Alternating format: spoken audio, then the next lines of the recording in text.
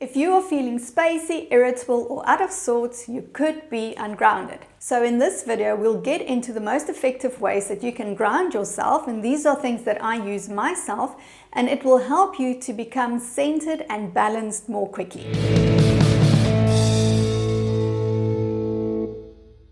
Firstly, we'll talk about what grounding is. How can you discover if you are ungrounded? And then finally, I'll share with you my 5 best techniques that I use to ground myself, and hopefully that can help you too. So let's get started. When you're more sensitive to the energies of other people, we don't always know that it is someone else's energy or experience that we are feeling. We think it's our own. So you carry on with your day, and then after a while you might realize that you don't feel like yourself. You're just a little bit blah, you're exhausted, you're tired, you're irritable, you cry about everything. And a lot of the times it is because you are not grounded, you're not anchored into yourself. You want to kind of cut the external imbalances that's causing you to feel off center and ground yourself again. And grounding then means that you become present to the moment and that you connect to earth. Now, when you are ungrounded, you'll find that your emotions are all over the place and you are struggling just to cope with normal day-to-day challenges and realities. We spend a lot of time in our heads, right? So you're either thinking about the past and the things that happened, or you worry about the future, or you fantasize about a future that you want. And the thing is, your brain doesn't know the difference between whether something is really happening right now or whether you're just thinking about something. It doesn't know if something is real or imagined. And I've mentioned this in one of the previous videos that I did.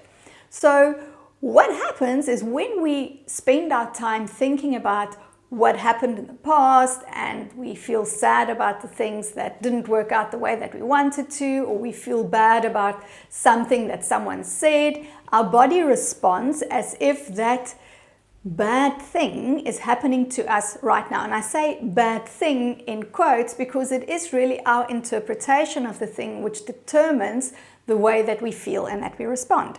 And the same thing is for when we are worried about things that might happen in the future. We build these scary fear-based ideas about things possibly going wrong. Your brain makes your body produce all of these chemicals, and you end up experiencing these fear-based thoughts as if they are real, as if they are happening to you. So what we do is we actually remove ourselves from this experience because we don't like how we are feeling, so we disconnect. But in the process of disconnecting, we end up going deeper into our mind, so you're actually just making a bad situation worse. We really want to get anchored into the present moment. So then, how do you know that you are not grounded? How can you tell? When you spend a lot of time in your mind, in your head, you're going to feel anxious, you're going to feel irritable, and you are going to also become exhausted. You know, when we carry a lot of pain inside of ourselves, our instinctive reaction is to what? Push away the pain, right? We don't want to go into the pain, so we look for something that can numb the pain or that can ease the pain, and we lose ourselves in social media, we lose ourselves in the news coverage, we lose ourselves in our computers. When you do this for too long, it distracts you from the truth of who you are. Now, I know in the times when I am disconnected, when I don't feel grounded, I literally feel like I'm floating. I also end up feeling quite a lot of physical symptoms. I'm dizzy, I'm very clumsy, I drop things and I bump myself. So let me know in the comments below if you've experienced any of these things in your life.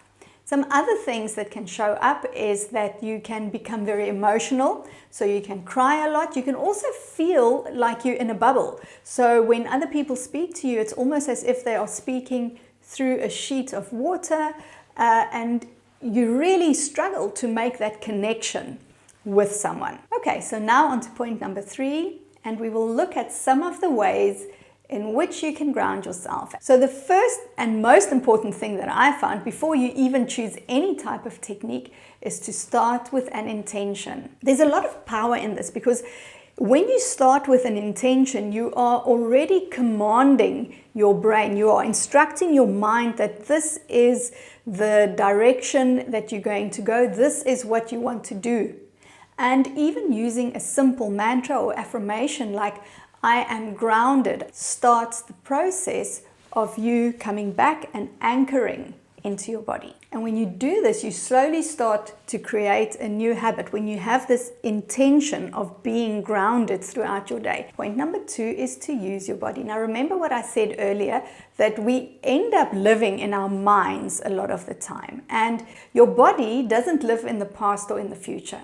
Your body is here in the present moment right now. So then when you intentionally put your attention on your body, you automatically pull yourself into the present moment. You automatically anchor yourself. You have to. It's law, right?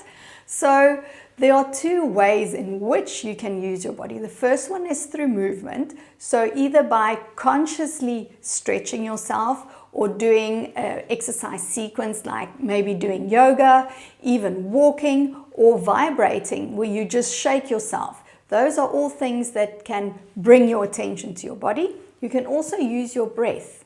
So let's do this together. Close your eyes for a moment and then take a deep breath in through your nose. And as you breathe in, pay attention to what it feels like as the air is rushing up your nose. And feel how your breath expands your abdomen. And then when you exhale, feel if the temperature of the air has changed as it's rushing out of your nose.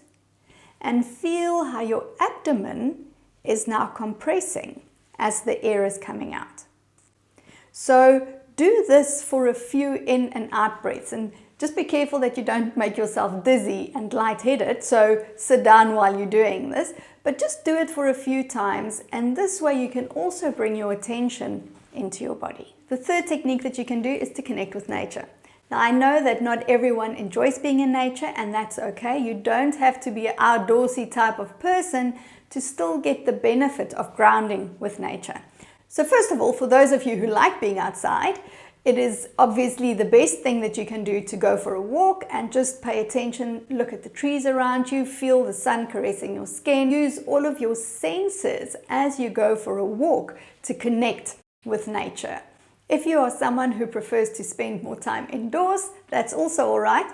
What you can do is if you stand near a window where the sun is shining through, you can feel the sun on your skin, and also use houseplants to connect with nature. So if you don't want to speak to them because you don't want to look crazy, then just touching the leaves or paying attention to the way that the stems are coming out of the soil, just really focusing your attention on that can help you connect with nature. And the fourth step is to use your imagination.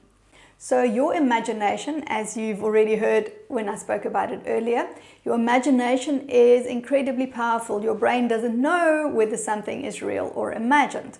So you can really use imagination in its fullest power to support you. Don't let it work against you. Let it work with you, right? Okay, so the way that you can use your imagination is to literally visualize or imagine that you have a root growing out the bottom of your feet, and this root is going down into the earth and anchoring you like a big tree has strong roots that anchors it. You can imagine that you have a root like that anchoring you into the earth. And then the last point is to do a daily check-in. Now, a daily check-in is such a valuable tool to have in your toolkit because you are really checking in with yourself and you're like, hey, how are you doing? What's up? What's happening with you today? A lot of times, because we're so distracted by our jobs and by situations in our lives and by our children and by our families and by our bank accounts and about our problems, we forget to check in to see how we are doing on the inside. So that's why a daily check-in can be such a powerful tool. So do this when you wake up first thing in the morning. Put your hand on your heart and then just say, how am I feeling? How am I doing? And then listen to the response. Kind of feel your way into the answer. Listen to your own inner wisdom, because we know what it is that we need. We don't need to look to external saviors and rescuers to kind of give us what we need or tell us what we have to do. You've got all the answers inside of you. We just need to become quiet enough to hear what it is that we are saying. So now I want to hear from you, which of these techniques are you going to use today?